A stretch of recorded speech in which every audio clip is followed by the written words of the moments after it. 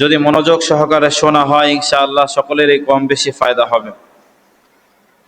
মুহতারাম হাজিরিন, সর্বপ্রথম কথা হলো আল্লাহ তাআলা মানব জাতিকে এই পৃথিবীর বুকে পাঠাইছেন কেবলমাত্র আল্লাহ তাআলার ইবাদত করার জন্য। আল্লাহ তাআলার ইবাদত বই অন্য কোনো জিনিসের জন্য বা অন্য কোনো জিনিস করার জন্য মানব জাতিকে আল্লাহ তাআলা এই পৃথিবীতে পাঠান নাই।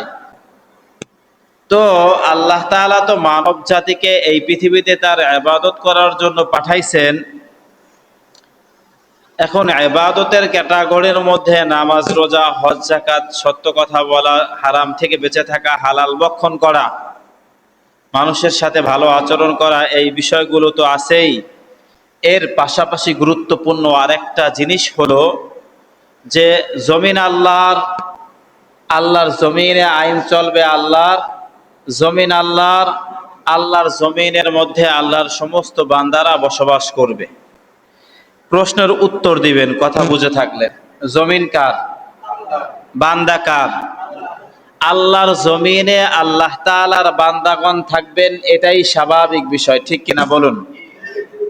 অস্বাভাবিক বিষয় হলো, দেখেন বাংলাদেশ এবং ভারতের বর্ডারের মধ্যে প্রায় এক সপ্তাহ পর্যন্ত কিছু মানুষ, ছিন্নমূল কিছু মানুষ, বাড়িহারা কিছু মানুষ পড়ে রয়েছে বৃষ্টি, রোদ, কাদার মধ্যে, নো ম্যানস ল্যান্ডের মধ্যে।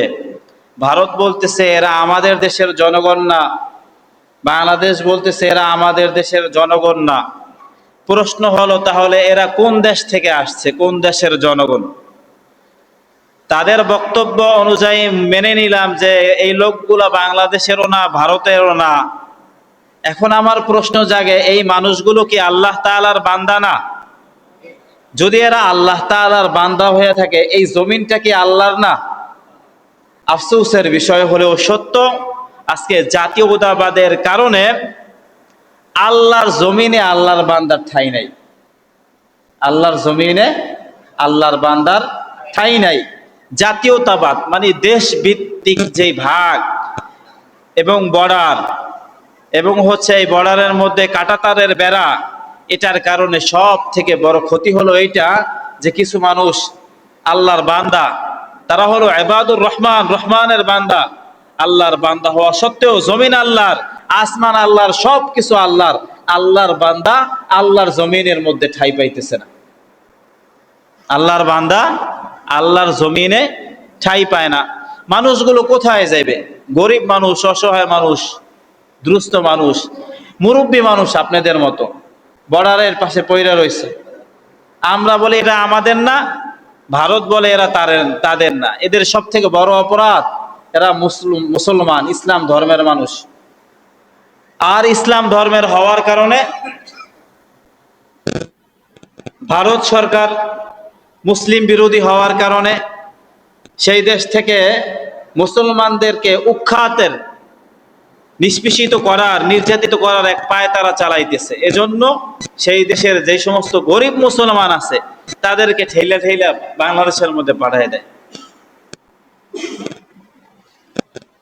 আমাদেরও কিছু করার নাই, আমরা পার্শ্ববর্তী রাষ্ট্র, দুর্বল রাষ্ট্র, ছোট রাষ্ট্র। তবে ইনসাফের আওয়াজ হইল, ইনসাফের আলোচনা হইল, জমিন তো আল্লাহর, এই বান্দা এগুলোও তো আল্লাহর। আল্লাহর জমিনে আল্লাহর বান্দারা থাকবে, এটাই তো স্বাভাবিক ব্যাপার। অথচ আজকে আল্লাহর জমিনে আল্লাহর বান্দারাই থাকতে পারতেছে না। কিছুদিন আগে দেখছেন না, একটা মহিলা অনেকগুলো কুকুরের বাচ্চা পানিতে ফালাই দিছিল, এজন্য ওনার নামে মামলা হয়েছে, পুলিশে ধরে নিয়ে গেছে। কেউ একটা বিড়াল মারছে, তার নামে মামলা হয়েছে, পুলিশে ধরে নিয়ে গেছে। আমেরিকা অনেক দিন আগে একটা তিমি মাছ, না জানো একটা ডলফিন, সমুদ্রের মধ্যে বরফের মধ্যে আটকায় পড়ছে। 1000 বিলিয়ন টাকা খরচ করে ওই ডলফিন উদ্ধার করছে। তারা পুরা বিশ্বকে দেখাইতে চায় যে আমরা সৃষ্টিকুলের রক্ষাকারী, প্রাণীর প্রতি আমাদের ভালোবাসা আছে। অথচ হাজারো মানুষ প্রতিদিন গাজার মধ্যে নিহত করতেছে, মাইরা ফেলাইতেছে। নির্মমভাবে নিষ্পেষিত করতেছে, এটার ব্যাপারে তাদের কোনো আওয়াজ নাই। আফসোসের বিষয় হলেও এটাই সত্য ভাই, মুসলিম নিধনের ব্যাপারে পৃথিবীর সমস্ত ইহুদি নাসারা খ্রিস্টানরা একমত। তাদের একটা কুকুর মারতে অসুবিধা, কিন্তু একজন মুসলিম মেরে ফেলতে তাদের কি নাই, কোনো অসুবিধা নাই। একটা প্রাণী শুকুর মারতে তাদের অসুবিধা, কিন্তু মুসলিম মারতে তাদের কোনো কি নাই, অসুবিধা নাই। এজন্য আমাদের মুসলমানদের বুঝতে হবে এটা, যে মুসলিম নিধনের ব্যাপারে হিন্দু, ইহুদি, খ্রিস্টান, নাসারা সকলে একমত। আফসোসের বিষয় হলেও সত্য। আর এই আমাদের মুসলমানদের যুবকরাই দেখবেন, এই যে 2026 ফুটবল বিশ্বকাপ আসছে, তাদের নাওয়া খাওয়া ঘুম সব বন্ধ। তারা রাতকে রাত জাগ্রত করবে, কাটায় দেবে সময় রাত্রে খেলা দেখা, আমাদের মুসলিম ছেলেরা।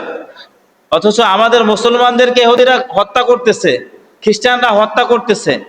এই যে গাজায় কতদিন ধরে আক্রমণ চললো, আর্জেন্টিনা একটা প্রতিবাদও জানাইলো না, ব্রাজিল একটা প্রতিবাদও জানাইলো না, সাহায্য সহযোগিতা তো দূরের কথা, একটা প্রতিবাদ, একটা নিন্দা পর্যন্ত তারা জানায় নাই।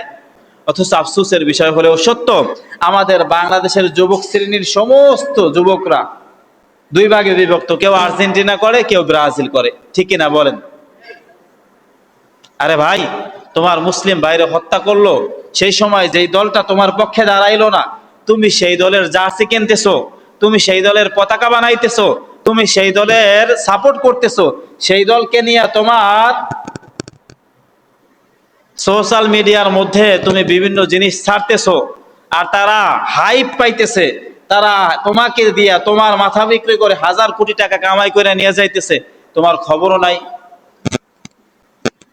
অথচ আল্লাহ তাআলা বলতেছেন, আল্লাহ রাসূল সাল্লাল্লাহু আলাইহি ওয়াসাল্লাম থেকে আব্দুল্লাহ ইবনে আব্বাস রাদিয়াল্লাহু তাআলা আনহু এক চমৎকার হাদিস বর্ণনা করতেছেন। বুখারী শরীফের 6412 নম্বর হাদিস। হাদিসের মধ্যে আব্দুল্লাহ ইবনে আব্বাস বলেন, আল্লাহ রাসূল সাল্লাল্লাহু আলাইহি ওয়াসাল্লাম বলেছেন, নি'মাতানি মাগবুনুন ফীহিমা কাসীরুম মিনান নাস। দুটি নিয়ামতের ব্যাপারে অধিকাংশ মানুষ উদাসীন। এক নাম্বার আসিহা, সুস্বাস্থ্য। দুই নাম্বার হইল আল ফারাগ, অবসর সময়। আমাদের দেশের অধিকাংশ মানুষ নিজের স্বাস্থ্যের প্রতি যত্নবান না, নিজের স্বাস্থ্যের প্রতি যত্ন নাই, খবর নাই তার। সুন্নত হইল জোহরের নামাজের পরে কাইলুলা করা, একটু শয়ন করা, খবর নাই এ ব্যাপারে তাদের। সুন্নত হইল রাতের খাবার খাওয়ার পরে একটু হাঁটাহাঁটি করা। এজন্য আমাদের বুজুর্গরা, এমনকি আম্বিয়া একরাম, ম্যাক্সিমাম নবীগণ, তাদের রাতের খাবার তারা খাইতেন মাগরিবের সালাতের পরপর। মাগরিবের নামাজের খাবার খাওয়ার পরে একটু সময় হাঁটাহাঁটি করতেন, পরে এশা নামাজ পড়তেন, এশার নামাজের পরে শুয়ে যাইতেন, ঘুমায়া যাইতেন, আবার সকালবেলা ভোররাত্রে খুব তাড়াতাড়ি উঠে যাইতেন। এটাতে হয় কি, তাহাজ্জুদ পড়াও সহজ হয়ে যায়, আর নিজের স্বাস্থ্য খুব ভালো থাকে। আফসোসের ব্যাপার হলেও সত্য, আমরা আমাদের দেশের মধ্যে ম্যাক্সিমাম মানুষ, আমাদের ঘুমাইতে ঘুমাইতে 12টা 1টা, ম্যাক্সিমাম ফ্যামিলিতে, ম্যাক্সিমাম পরিবারের মধ্যে। এজন্য আমাদের রোগও ছাড়ে না, স্বাস্থ্যেরও উন্নতি হয় না, এবং হচ্ছে হায়াত অল্প সময়ের মধ্যে বৃদ্ধ হয়ে যায় মানুষগুলো, দাড়ি চুল সব পেকে যায়। আমার কথা বুঝতে পারতেছেন ভাইয়েরা? সুন্নতি জীবন, সুন্নতি খানাপিনা, এটার মধ্যে আলাদা এক বরকত আছে। এরপর আসেন সময়ের কথায়। দেখবেন এই যে বিশ্বকাপ নিয়ে গ্রামে মুফাসসালে তো এই ব্যাপারগুলোতে তেমন কোনো আলোচনা হয় না বেশি একটা, আলহামদুলিল্লাহ, আল্লাহ বাঁচাইছে। শহরে এই ব্যাপার নিয়ে মারামারি হয়, একজন একজনের চুল কামাইয়ে দেয়, কান কেটে দেয়, দোকানপাট ভাঙচুর করে। ব্রাজিল জিতলে আর্জেন্টিনার দর্শকদেরকে মাইর দেয়, আর্জেন্টিনা জিতলে ব্রাজিলের দর্শকদেরকে মাইর দেয়।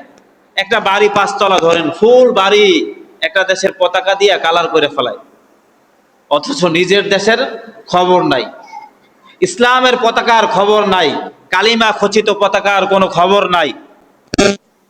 যদি বলা হয় যে ভাই তুমি সূরা ফাতিহাটা শেখো, ফাতিহাটা শোনাও, এই ব্যাপারে তাদের কোনো খবর নাই। কালিমা পারো কিনা এই ব্যাপারে তাদের কোনো খবর নাই। সব থেকে আরো ভয়ানক আলাপ হইল, ভয়ানক বিষয় হইল, আপনি তাদেরকে প্লেয়ারদের নাম জিজ্ঞাসা করবেন, খেলোয়াড়দের নাম জিজ্ঞাসা করবেন, 10টা 20টা 50টা বলে ফেলবে। কি কঠিন কঠিন নাম বিভিন্ন দেশের ভাষায় বলে ফেলবে, 10টা 20টা 50টা। কিন্তু 10 জন সাহাবীর নাম আমাদের দেশের ছেলেরা পারে বলে খুব কম সংখ্যক ছেলে থাকতে পারে, ঠিক কিনা বলেন না? আমাদের দেশের ম্যাক্সিমাম মুসল্লিদের হালতই তো এটা, যে 10 জন সাহাবীর নাম সুন্দর করে তারা বলতে পারবে না। 10 জন সাহাবীর নাম সুন্দর করে বলতে পারবে না। একজন মুসলমান হিসাবে আমাদের পূর্বপুরুষ কারা, আমাদের নবী রাসূল কারা, আমাদের সাহাবী কারা, এদের পরিচয় নেওয়া, এদের ব্যাপারে জানা, এদের জীবন ও আদর্শ জীবন ও আদর্শ শেখা, এটা তো আমাদের দায়িত্বের মধ্যে ছিল। প্রিয় ভাই, আমাকে প্রশ্নের উত্তর দিবেন, ইসলাম শিখলে, কালিমা শিখলে, ইসলাম শিখলে, নবী রাসূলদের জীবনী চর্চা করলে এরা কি দুনিয়া উপার্জন করতে আমাদেরকে বাধা দেয়? বরঞ্চ ইসলাম আমাদেরকে শিক্ষা দেয়, রব্বানা আতিনা ফিদ দুনিয়া হাসানাতা ওয়া ফিল আখিরাতি হাসানা ওয়া কিনা আযাবান নার। এখানে বলা হয়েছে রব্বানা, হে আমাদের রব, আতিনা, আপনি আমাদেরকে দান করুন, ফিদ দুনিয়া হাসানা, দুনিয়াতে আপনি আমাদেরকে হাসানা দান করুন, ওয়া ফিল আখিরাতি হাসানা। ইসলাম তো আগে দুনিয়ার মধ্যে ভালো থাকতে শিখাইছে, ইসলামের পরে শিখাইছে আখিরাতে ভালো থাকতে। সুতরাং দুনিয়ার জীবনের মধ্যে সুন্দর একটা জীবন ধারণ করার ব্যাপারে ইসলাম কোশ্চিন কালেও কারোরে বাধা দেয় না। আমরা তো মনে করি নামাজ ধরলে, রোজা ধরলে, হজ করলে, যাকাত দিলে মনে হয় আর এই কাজগুলো করতে পারবো না, এই কাজগুলো করতে পারবো না। প্রিয় ভাই, ইসলাম কোশ্চিন কালেও আপনার দুনিয়ার জীবনের কোনো কাজের মধ্যে বাধা সৃষ্টি করে না। তার কারণ এক কথা তো প্রথমেই বলে দিছি, জমিন কার? আল্লাহর। বান্দা কার? আল্লাহর। আল্লাহর জমিনের মধ্যে আল্লাহর বান্দারা সুন্দরভাবে, সাবলীলভাবে তাদের জীবন ও আদর্শ পরিচালনা করবেন, এটা আল্লাহ নিজেই চান, এটা আল্লাহ নিজেই চান। আজকে আমরা যারা নামাজি আছি তারাও নামাজের ব্যাপারে গাফেল, উদাসীন। অথচ আপনারা সূরা মাউন কে না পারেন, সূরা মাউনের মধ্যে আল্লাহ তাআলা নিজে বলতেছেন ফাওয়াইলুল লিল মুসাল্লিন, ওই সমস্ত মুসল্লিদের জন্য জাহান্নাম, আল্লাযীনা হুম আন সালাতিহিম সাহুন, যারা তাদের নামাজের মধ্যে উদাসীন। আজকে মুসল্লি নামাজে আসে, ফজর নামাজ কোন সূরা দিয়া পড়ছে এটা বলতে পারে না, নামাজ শেষে জুমার নামাজ পড়া যায়, জুমার নামাজের শেষে জিজ্ঞাসা করলে বলতে পারবে না কোন সূরাটা দিয়া পড়ছে। এটা কি উদাসীনতা না? বলেন আমারে। আমি 10 মিনিট আগে একটা নামাজ পড়লাম, ওই নামাজের মধ্যে কোন সূরা দিয়ে আমারে নামাজ পড়াইছে আমি এটা আন্দাজে পাইলাম না, আলাপে পাইলাম না, এটা কি উদাসীনতা না? নামাজের মধ্যে কখন রুকু দেয়, কখন সাজদা দেয় আমি এটা আলাপ পাই না, এটা কি উদাসীনতা না? 100% এটা উদাসীনতা। 2 রাকাত নামাজ পড়ি, কোন সময় রুকু দিয়া দেয়, কোন সময় সাজদা দিয়া দেয়, কোন সময় নামাজ শুরু হইলো আর কোন সময় শেষ হইলো আমরা আলাপেই পাই না, মালুমেই পাই না।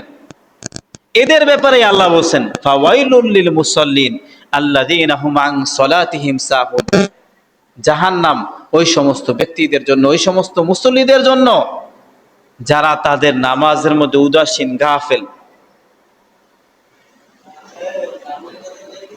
আমাদেরকে তো বলা হয়েছে উতলু মা উহিয়া ইলাইকা মিনাল কিতাব ওয়া আকিমিস সালাহ, আকিমিস সালাহ, তোমরা নামাজ প্রতিষ্ঠা করো, ইন্নাস সালাতা তানহা আনিল ফাহশাই ওয়াল মুনকার, নিশ্চয় নামাজ সমস্ত অপকর্ম থেকে, পাপাচার থেকে মানুষদেরকে রক্ষা করে। এখন প্রশ্নের জায়গা হলো, তাহলে যে সমস্ত নামাজি ভাইরা নামাজ পড়ে, নামাজ পড়ার পরেও তারা কেন মিথ্যা বলে, তারা কেন মানুষকে ঠগায়, তারা কেন মানুষের আইল কাইটটা নিজের জমিনের মধ্যে নিয়ে যায়, মানুষের জমিনের এক গোছা ধান কাইটে নিয়ে আসে, নিজের গরুরে অন্যের জমিনে ধান খাওয়ায়, কেন করে এই কাজগুলা? এর কারণ হইল নামাজকে সঠিকভাবে আদায় করে না। নামাজকে সঠিকভাবে আদায় করে না। এজন্য নামাজও পড়ে, 2 নাম্বারেও করে। এজন্য প্রিয় ভাই, আল্লাহ তাআলা আমাদেরকে সবাই রে বানাইছেন, সৃষ্টি করছেন। আল্লাহ চান আমরা সকলেই জান্নাতে যাই। সুবহানাল্লাহ বলবেন না? আমাদের সকলের জন্য আল্লাহ তাআলা একটা জান্নাত বানায়া রাখছেন, যেই জান্নাতের পরিধি হলো, সব থেকে ছোট জান্নাত হইল এই দুনিয়ার 10টার সমান। আর আমাদের প্রত্যেকের নামে একটা করে জান্নাত বরাদ্দ আছে। কিন্তু সেই জান্নাতটাকে আমাদের উপার্জন করে নিতে হবে, কামাই করে নিতে হবে। আমাদের 60 বছর, 70 বছর, 50 বছরের জিন্দেগির মাধ্যমে ওই জান্নাতটাকে আমাদের নিজেদের নামে লেখায় নিতে হবে। সেটার পদ্ধতি হইল, 1 নাম্বার, ওয়ান অ্যান্ড ওয়ানলি পদ্ধতি হইল আল্লাহ তাআলার ইবাদত করা। 1 নাম্বার পদ্ধতি কি বলেন না? আল্লাহ তাআলার ইবাদত করা। এর বাইরে বিকল্প আর কোনো পদ্ধতি নাই। আল্লাহর ইবাদতের বাইরে মুসলমানদের জন্য ভালো থাকার, সুখে থাকার, ময়দানে মাহশারে নাজাত পাওয়ার, জান্নাতে যাওয়ার আর কোনো দ্বিতীয় পদ্ধতি নাই। এজন্য যে যেই পেশায় আছেন, যে যেই কাজে করুন, পায়ে হাত দিয়া বলতেছি প্রিয় ভাই, দিন দিন একটু ইবাদতের দিকে আসার চেষ্টা করুন। দিন একটু ইবাদতের দিকে আসার চেষ্টা করুন। আপনার ইবাদত আপনার সঙ্গী ভাই, আপনার ইবাদত আপনার কবরেই যাবে, আপনার ইবাদত আপনার সাথেই থাকবে কিয়ামতের ভয়ানক মুহূর্তে। আমরা মানুষ যারা আছি, আমরা আপনার বন্ধু বান্ধব, ভালোবাসার মানুষ, ভাই ব্রাদার যারাই আছি, কেউ আপনার সাথে থাকবো না। আপনার সাথে আপনি আর আপনার ইবাদত থাকবে।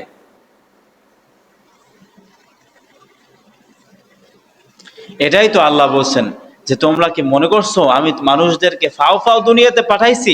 না না, আমি ফাও অনর্থক দুনিয়াতে মানুষদেরকে পাঠাই নাই। আল্লাহ বলতেছেন বরঞ্চ আমি জানতে চাই, লিয়াবলুয়াকুম আইয়ুকুম আহসানু আমালা, তোমাদের মাঝে সব থেকে ভালো আমল কে করে এটা আমি জানতে চাই। আল্লাহ একটা জিনিস জানার জন্য পাঠাইছেন আমাদেরকে পৃথিবীতে, যে আমাদের মাঝে ভালো আমল কে করবে সব থেকে, এটা জানার জন্য পাঠাইছেন। এখন প্রশ্ন জাগতে পারে, তাহলে আল্লাহ তাআলা তো আলিমুল গায়ব, তিনি কি জানেন না যে ভালো আমল কে করবে? দুনিয়াতে পাঠানোর দরকার কি? যদি দুনিয়াতে না পাঠাইয়াই আবু জাহাল, উতবা, সায়বা, ফিরাউন এদেরকে জাহান্নামে আল্লাহ দিয়া দিত, তাহলে ফিরাউন, আবু জাহাল, উতবা, সায়বা, আবু লাহাব এরা বলতো, হে আল্লাহ আপনি আমাদের প্রতি অবিচার করছেন, আপনি আমাদেরকে জাহান্নামে কেন দিছেন, এই কথা বলতো। এখন আল্লাহ দুনিয়ায় পাঠাইয়া তারপর ওদের জন্য প্রমাণ দাঁড় করাইয়া রাখছে যে তুমি এই পাপ কাজ করছো। দেখো কিয়ামতের ময়দানে তো এমন এক পরিস্থিতি হইবে, ভয়ানক মুহূর্তের কারণে মানুষজন তাদের পাপের বিষয়গুলোকে অস্বীকার করবে। চোর বলবে আমি চুরি করি নাই কোশ্চিন কালেও, জিনাকারী বলবে আমি জীবনেও জিনা করি নাই, জিনা তো দূর কি বাদ, মেয়ে মানুষই দেখি নাই, এই কথা বলে বসবে। তখন তার হাত সাক্ষী দেবে, যেই হাত দিয়া নারীদেরকে স্পর্শ করছে। চোখ সাক্ষী দেবে, যেই চোখ দিয়া বেগানা নারীদেরকে দেখছে। পা সাক্ষী দেবে, যেই পা দিয়া চুরির দিকে গেছে। হাত সাক্ষী দেবে, যেই হাত দিয়া অন্যের সম্পদ, অন্যের মাল না বইলা পকেটের মধ্যে ভইরা লাইছে, না বইলা ব্যাগের মধ্যে ভইরা লাইছে, সাক্ষী দিবে হাত।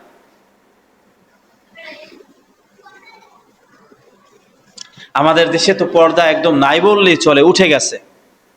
আমাদের দেশের যারা বিবাহ করছে তারাও মনে করে ওনাদের বউদের পর্দা লাগে না। এখন তো বিয়া করিয়া এলাইছে।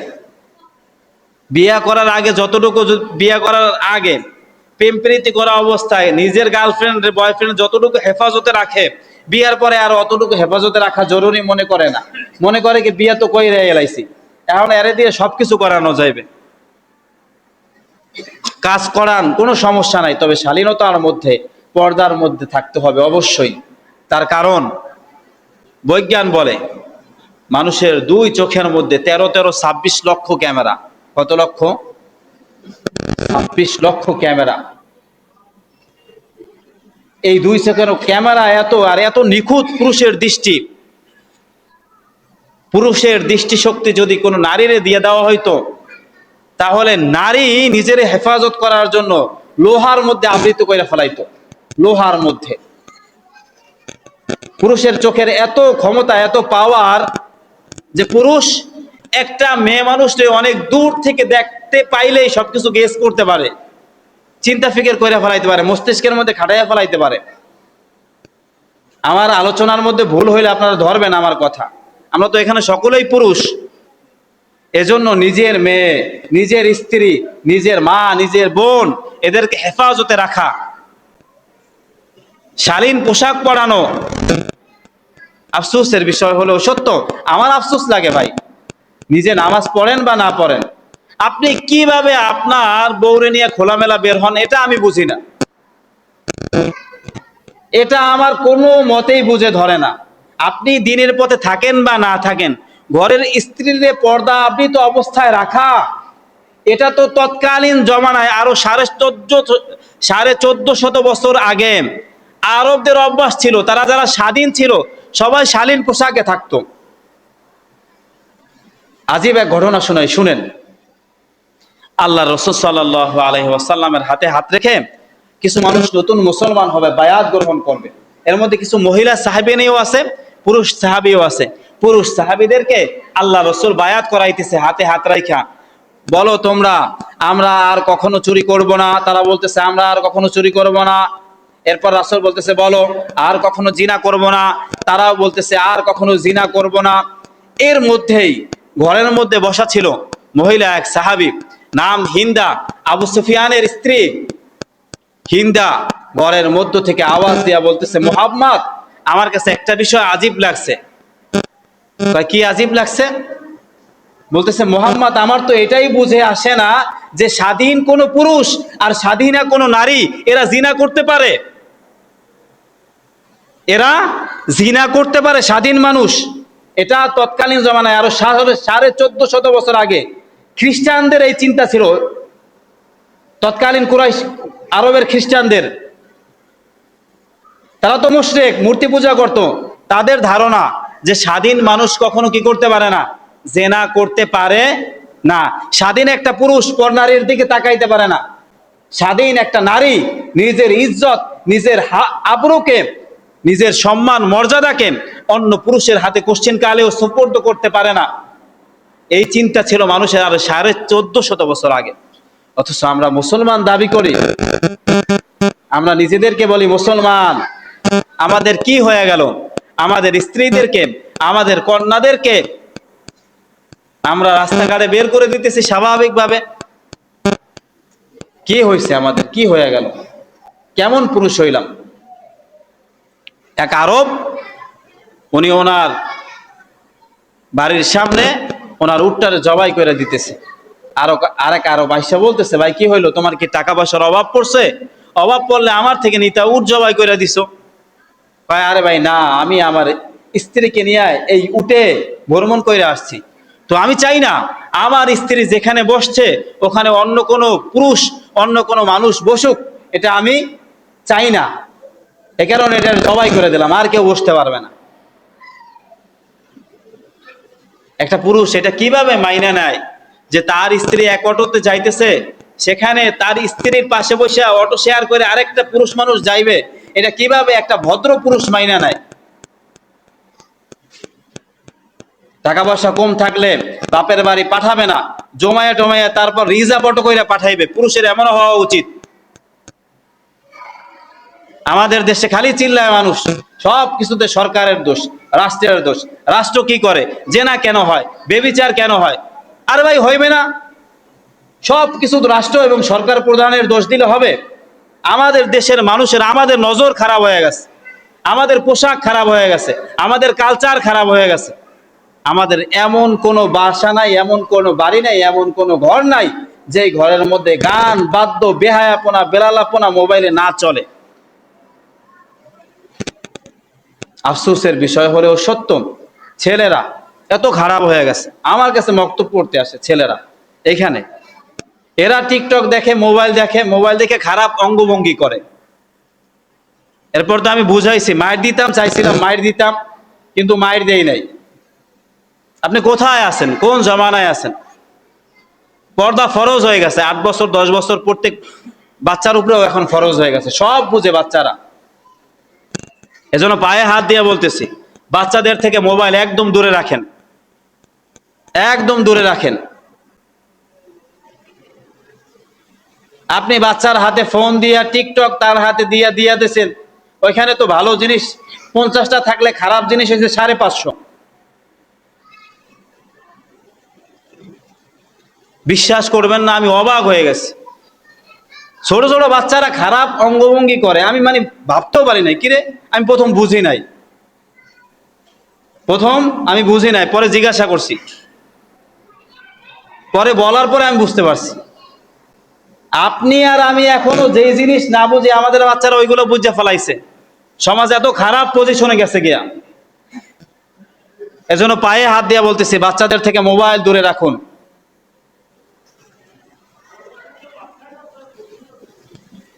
মোবাইল না দিলে ভাত খায় না। বাস খাওয়ার দরকার নাই, 2 বেলা 3 বেলা না খাই থাকলে এমনি পাতিলের গোড়ায় ফেরত আসবে। ভাত খায় না মোবাইল না দিলে। এত মায়া এত মোহাব্বত দেখাইয়া আমি আমার বাচ্চারে জাহান্নামের দিকে ঠেলা দিতেছি। এত ভালোবাসা দেখাইয়া আমি আমার বাচ্চারে জাহান্নামের একদম ক্লোজ গেটের ধারে নিয়ে দিয়ে আইতেছি। এমন ভালোবাসা বাড়ছে, ছেলে এটি উঠলেই বড় মোবাইল কিনে দেওয়া লাগবে। ওরে প্রীতি রে, প্রেমের কোনো অভাব নাই বাচ্চার প্রতি। শুনলে অবাক হবেন, বলি কিছু কথা বলতে হয় না। আমার হচ্ছে যাইয়া বিয়ার পরেও ধরেন বউ শ্বশুর বাড়ি, আমার কাছে ফোন, আম্মা আইসা 10টা 10:30টার দিকে ফোনটা হ্যার বিছানার কাছে লইয়ে যায় মাথার দ্বারে। এখনো এই আমল চলে, এখনো এই আমল চলে। একটা মানুষ, সে সুফি হোক পীর হোক, যা মন চায় তা হোক, বর্তমান ডিভাইসের এমন অবস্থা, এটা কিছু মানে না, পাগড়ি টাগড়ি কিচ্ছু মানে না। ঠিক আছে, বর্তমান ডিভাইসগুলোর এমন অবস্থা। তার কারণ কি?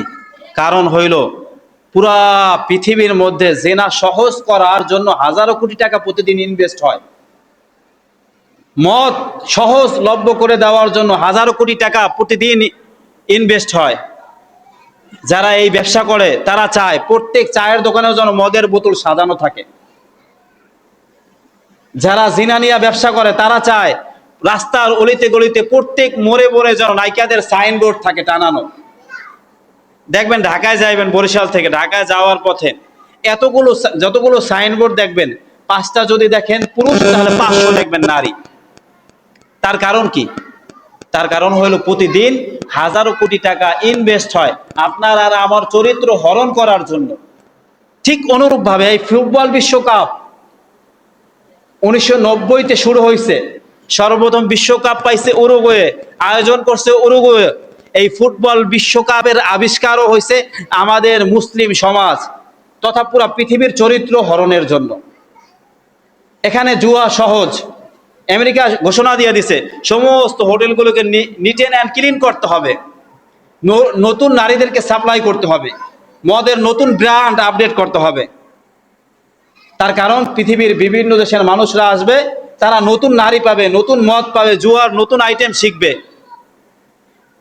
এবং এটা সারা বিশ্বে ছড়াইবে। যখন মদ, জুয়া, অস্ত্র, নেশা, বেহায়াপনা, বেলালাপনা, জেনা আর সব থেকে ভয়ানক পরকিয়া সারা পৃথিবীর বুকে একদম ছড়াইয়া পড়বে, তখন ওই দাজ্জাল পৃথিবীর ভিতরে আবির্ভাব হইবে। তার কারণ তখন আর কোনো মানুষ থাকবে না। আমাকে বলেন তো, যেই লোকটা রামিসার মতো এত ছোট্ট নিষ্পাপ এক শিশুরে দর্শন করলো, ও মানুষ? বলেন না, ও মানুষ হইতে পারে? এটা এ মানুষ না।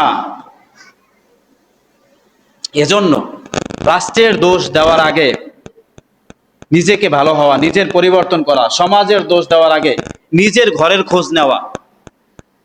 আজকে অনেক ফ্যামিলি এমন আছে, ছেলে মেয়ে কি করে কোনো খোঁজ নাই। প্রিয় ভাই, আমাদের টাকা পয়সা যত যা আছে সবকিছু তো আমাদের বাচ্চাদের জন্যই। তো আমাদের বাচ্চারাই যদি ভালো না হয়, তাহলে টাকা দিয়ে কি হইবে বলেন আপনি আমারে? কি করতে পারবেন এই টাকা দিয়া? সব টাকা রাখা যাইবেন, সে টাকা দিয়া আমোদ ফুর্তি করবে পৃথিবীর মধ্যে। আপনি ইন্তেকালের পরে ঠিক মতন কবরে যায় সূরা ফাতিহাটাও পড়বে না। এজন্য আমি আবারও বলতেছি, টাকা কামানো ইসলাম শরিয়াতে কোনো নিষিদ্ধ বিষয় নয়। কারণ দোয়াই শেখানো হয়েছে, ইব্রাহিম আলাইহিস সালাম শিখেছে, রব্বানা আতিনা ফিদ দুনিয়া হাসানাতা ওয়া ফিল আখিরাতি হাসানা। আল্লাহ বলেন আল্লাহর কাছে আগে দুনিয়া চাইতে পরে আখিরাত চাইতে, দুনিয়া এবং আখিরাত দুটোটাই চাইতে বলা হয়েছে। টাকা কামানো কোনো খারাপ বিষয় নয়, কিন্তু এই টাকা দিয়ে খারাপ কাজ করা হলো সব থেকে খারাপ বিষয়। খেলাধুলা করা কোনো খারাপ বিষয় না এবং ভালো। আল্লাহ রসুল দৌড় প্রতিযোগিতা দিছে, ঘোড় সাওয়ারি দিছে, সাঁতার কাটতে বলছে মানুষদেরকে, তীরন্দাজি করতে বলছে, এমনকি তিনি তার স্ত্রীর সাথে আম্মাজান আয়েশার সাথে দৌড় প্রতিযোগিতা দিছে। এটা দিয়ে আল্লাহ রাসূল বুঝাইতে চাইছে খেলাধুলা এটা ভালো, মানুষের মন ভালো থাকে, মস্তিষ্ক ভালো থাকে খেলাধুলার কারণে। কিন্তু রাত্র জায়গা ইহুদি খ্রিস্টানদের খেলা দেখা ভালো না। আমার কথা বুঝতে পারতেছেন? রাত্র জায়গা খেলা দেখবেন, পরে খেলা দেখে আওয়ার সময় আবার মানুষের ডাব চুরি করে খাইয়া লাইবেন, এগুলা ভালো না। খেলা দেখে আওয়ার সময় অন্যের খোপের মুরগি আর হাঁস লয়ে যাবেন, ছাগল একটা নিয়ে জবাই দিয়ে খাইয়া লাইবেন। ওই আনিস খা আছে, হ্যার দোকান কয়দিন পর পর তালা খুললে ভাঙ্গে চুরে সব লয়ে যাবেন, এগুলা নিষিদ্ধ কাজ, হারাম কাজ। আমি আমার কথা বুঝাইতে পারতেছি আপনাদেরকে? টাকা কামানো ভালো, খেলাধুলা এগুলোও ভালো, তবে ইসলামের আওতার মধ্যে থাকা সব কিছুর ক্ষেত্রে। আর বিশেষভাবে বাচ্চাদের প্রতি সবাই নজর রাখবেন। মোবাইল দিলেও আপনি ধারে থাকা অবস্থায় যতটুকু দেখবে অতটুকু, আপনার থেকে যেন বিচ্ছিন্ন হয়ে মোবাইল না দেখতে পারে। এই একটা আমল অন্তত করেন, একটা আমল, পায়ে ধরে বলতেছি, একটা আমল অন্তত করেন। আল্লাহ তাআলা আমাদের সকলকে আমল করার তৌফিক দান করুক। নাসরুম মিনাল্লাহ ওয়া ফাতহুন করিব ওয়া বাশশিরিল